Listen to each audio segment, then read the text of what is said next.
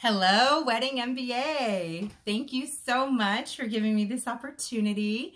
My name is Tara Bree. I'm the founder, lead artist, and educator at Bree Luxe Beauty. And today I would like to talk to you about the power of collaboration. So as hair and makeup artists, too often are we kind of operating in a very siloed industry. We just basically go out and do our glam and we don't always get to see the other vendors. But we are one of the biggest part of a wedding because we are the very first vendor there. And we kind of create the whole domino effect. So why would we collaborate? And what does that mean? The power of collaboration, and why is collaborating powerful? So today I would like to answer that, and I'm going to be able to, I would like to know with a show of hands is how many people in the room have already collaborated with other vendors out there? Okay, great. Cool. So we got several in the room. That's awesome to hear, because collaborating with vendors creates one of the best clients. And who is one of the best clients? If anyone, just go ahead and spit it out. Yes, a referral client. So a referral client is by far the best client that we can receive as hair and makeup artists and a lot of people in the industry. So how do we get more referrals? And that is the power of collaboration.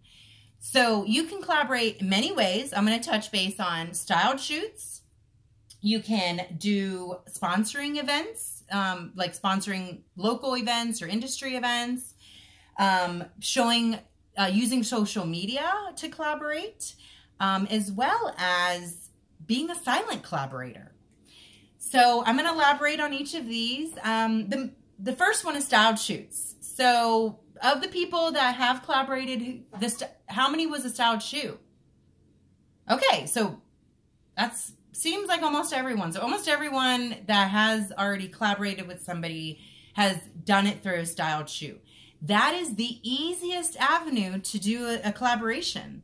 Because one is you're either going to jump on board as hair and makeup for an idea that already exists, so somebody's going to do a boho chic, styled shoot wedding and they need hair and makeup artists. So you say, yeah, I can do it. And you jump on board and you meet everybody that's kind of putting on that shoot.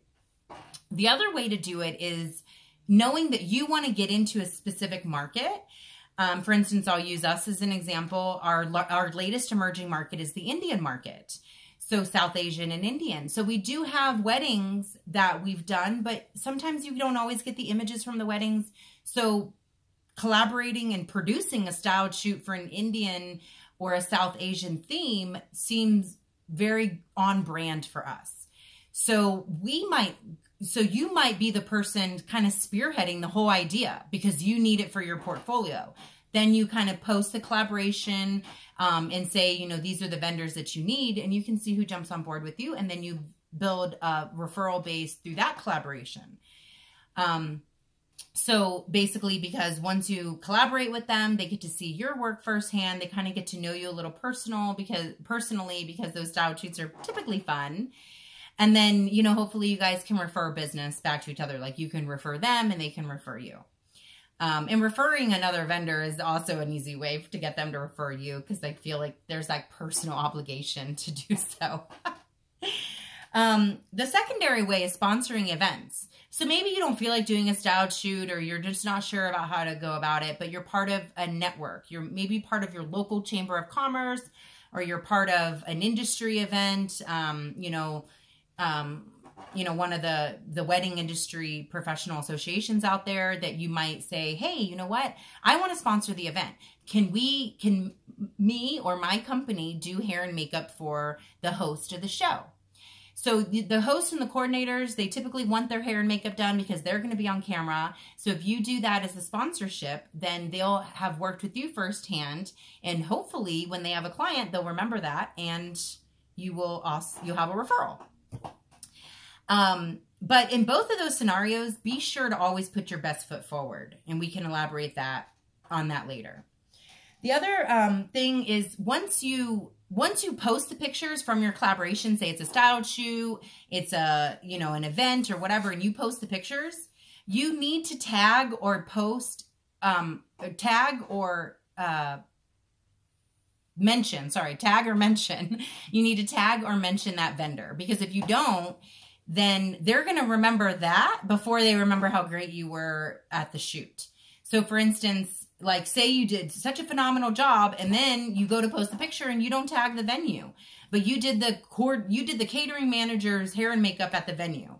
They think you did a great job, but now because you didn't actually do your part of tagging them, they may never refer you because you didn't show vendor love.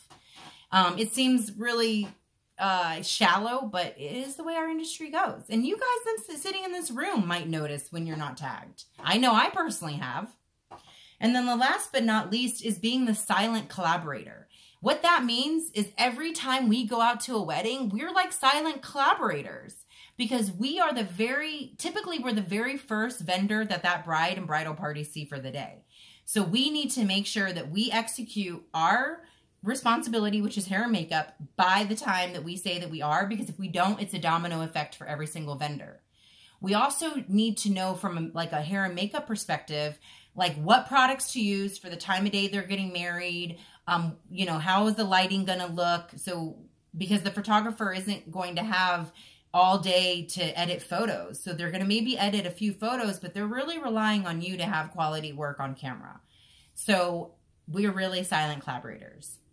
So that's just really a short synopsis of something I would talk about. And of course, I can always go into depth about other things, and I can always talk about a different topic as well.